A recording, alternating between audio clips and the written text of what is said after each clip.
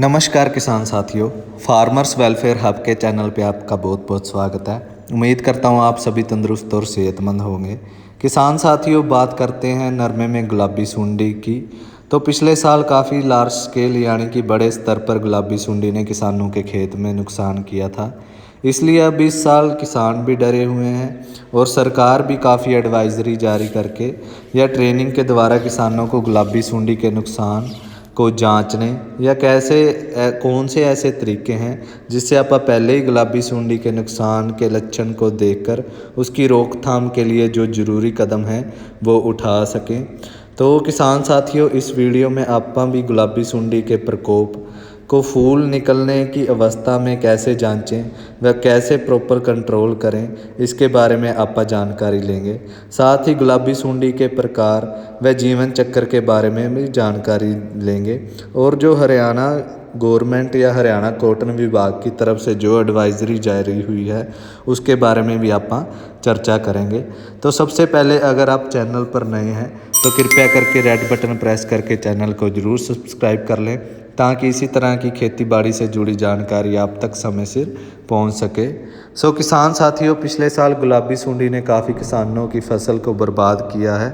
तो उसका एक मुख्य कारण यह था कि किसानों का जो है सही समय पर खेत में निगरानी ना करना, और जब गुलाबी सुंडी का प्रकोप बढ़ गया तब इसके इलाज करना जो है मुश्किल हो गया था।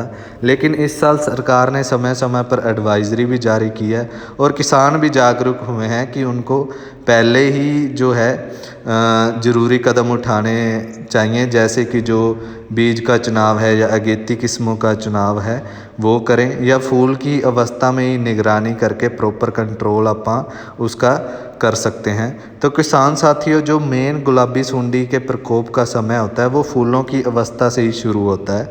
तो जब गुलाबी सुंडी का वयस्क है जो फूलों पर अंडा देता है, तो उसके बाद वो 4-5 दिन बाद वो लार्वा उसमें से निकल कर, तो वो जब भी उसको सही तापमान मिलता है तो वो लार्वा निकल के फूल को खाता है, या उसकी फूल की जो टिंडा बनने की जो प्रजनन अवस्था है उसमें बाधा डालता है। और यह जो लार्वा है वो कुछ अंडे जो हैं, जो जब टिंडे बनते हैं तब भी वहाँ पर जाके लार्वा उसके बीच में से निकलता है, तो वो टिंडे को भी नुकसान पहुँचाता है। पहले वो फूल को नुकसान पहुँचाता है और कुछ अंडे बाद में जब उनको सही तापमान मिलता है तो वो जाकर टिंडे में भी नुकसान पहुँचाते हैं, जिससे वो टिंडे में जैसे आप देखते हैं कि छेद हो जाते हैं और बीच में जो रुई है उसको अपने मल मूत्र से ख़राब कर देता है। तो ये नुकसान जो है वो मतलब आगे जाके भी करता है और फूलों की अवस्था में भी करता है। एक तो टिंडे कम लगते हैं और टिंडे जो लगते हैं वो बिल्कुल ख़राब कर देते हैं। तो इनकी जो है जनसंख्या भी तेज़ी से बढ़ती रहती है। तो यह स्थिति आने से पहले अगर हम फूल की अवस्था में ही इसको प्रॉपर कंट्रोल कर लें तो आने वाले नुकसान से बचा जा सकता है।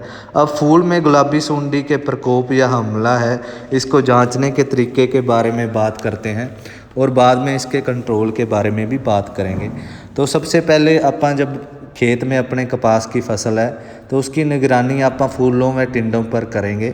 अभी जो है फूलों की अवस्था है तो फूलों के भाग में अगर 10% से अधिक प्रकोप दिखता है तो वह इसकी मतलब आर्थिक कारागार है, यानी कि इसके बाद अपने को स्प्रे करनी चाहिए।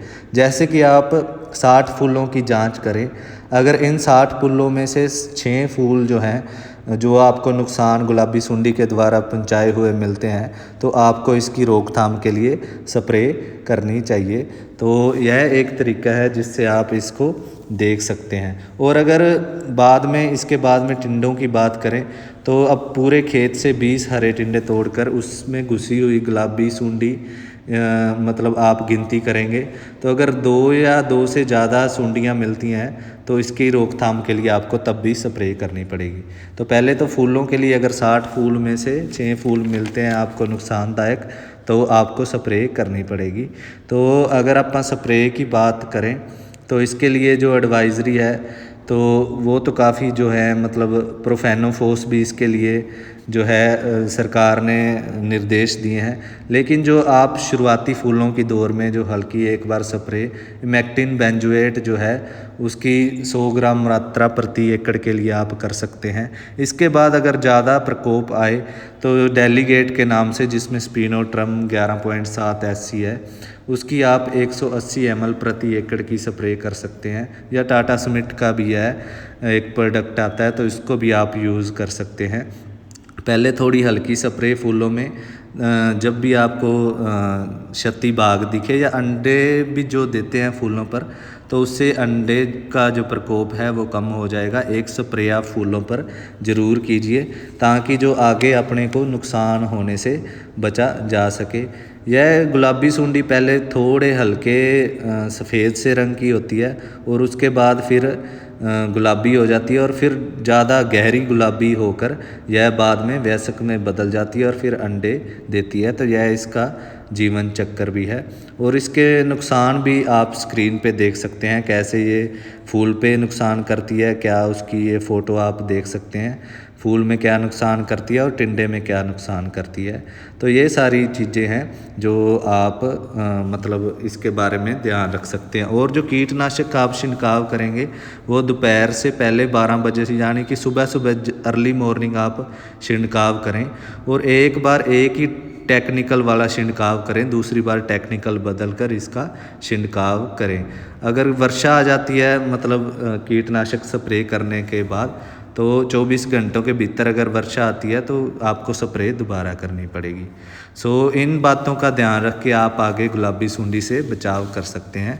किसान साथियों, उम्मीद करता हूँ आपको जानकारी अच्छी लगी होगी। इसे दूसरे किसानों के साथ भी ज़रूर साझा करें ताकि वो भी इस जानकारी से फ़ायदा ले सकें।